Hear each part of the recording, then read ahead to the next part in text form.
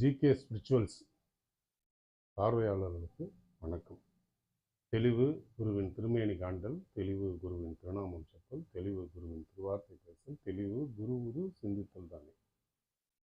இன்னைக்கு நம்ம பார்க்க போகிறது குரு பெயர்ச்சியை பற்றி தான். வரப்போகிற மே மாதம் 1ஆம் தேதியிலிருந்து குரு பயிற்சியாக போகுது மேஷத்துலேருந்து ரிஷபத்துக்கு.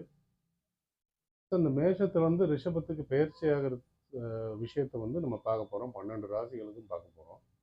அது ஒரு தனித்தனி வீடியோவாக நம்ம பண்ணலான்னு முடிவு பண்ணியிருக்கேன். இது ஆனால் அதுக்கு முன்னே தான் இந்த வீடியோ பார்க்குறது அவசியம் நினைக்கிறேன். ஏன், என்ன காரணம் அப்படின்னா, நிறைய பேருக்கு ஒரு குழப்பம் இருக்குது. கோல்சார குருவுக்கும் நம்ம ஜாதகத்தில் உள்ள குருவுக்கும் என்ன வித்தியாசம்?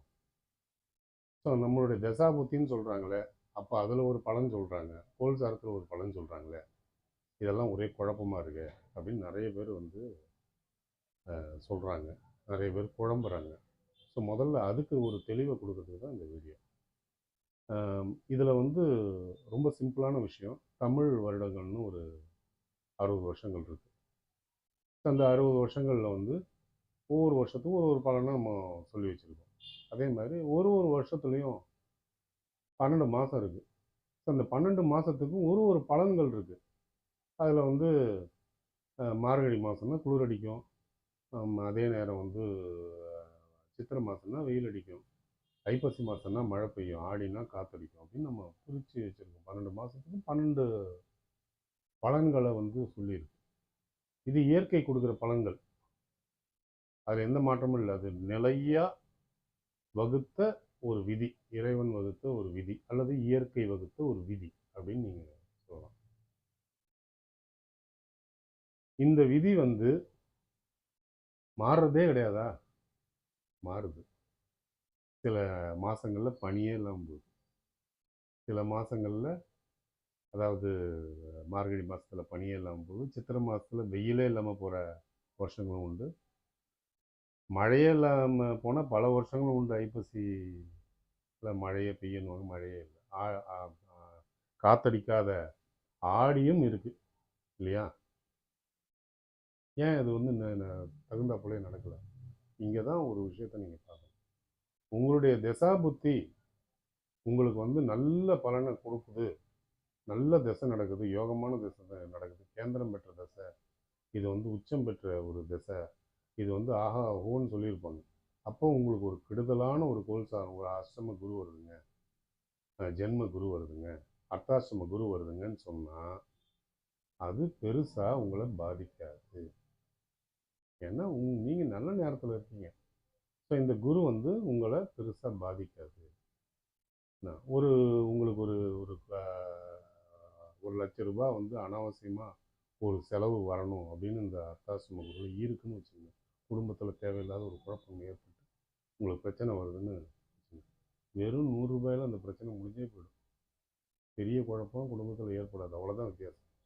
ஏன்னா உங்களுக்கு நல்லா இருந்ததுன்னா டைம், அஷ்டம குரு உங்களுக்கு பெரிய பாதிப்பை ஏற்படுத்தாது. சும்மா ஒரு உரசலோடு போயிடும்.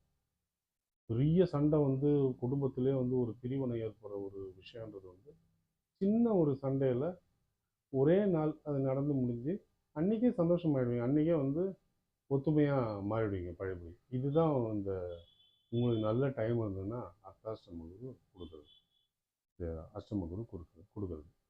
இதே உங்களுக்கு ரொம்ப ரொம்ப கெடுதலான ஒரு திசா புத்தி நடக்குதுன்னு வச்சுக்கோங்க. அப்போ அந்த நேரத்தில் அஷ்டம குருவும் சேர்ந்துருச்சுன்னா என்ன பண்ணுவீங்க? பயங்கர வெயில் உங்களை போட்டு வாட்டு மாட்டுது. அந்த நேரத்தில் உங்கள் மேலே சுடுதண்ணி எடுத்து ஊற்றினா எப்படி இருக்கும்? அது மாதிரி தான். அப்போ உங்களுக்கு கெடுதலான நேரம் இருக்கும்போது, ரொம்ப கெடுதலான ஒரு குரு பயிற்சி உங்களுக்குன்னு சொல்கிறாங்கன்னா அந்த நேரத்தில் நீங்கள் எச்சரிக்கையாக இருக்க வேண்டியது அவசியம். அதே உங்களுக்கு நல்ல தசாபுத்தி இருந்தால் அந்த எச்சரிக்கை அவசியம் இல்லாதது. பயப்படவே வேண்டாம். அந்த பயமே அவசியமற்றது.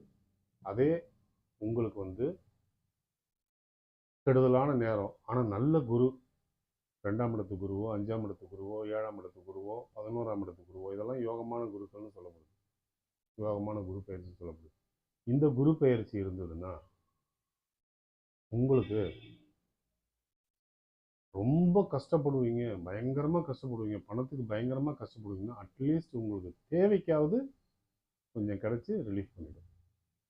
ஸோ வந்து ரொம்ப கெடுதலான நேரத்தில் ஒரு நல்ல குரு பயிற்சி வருதுன்னா உங்களுக்கு சிறிய அளவில் உதவும்.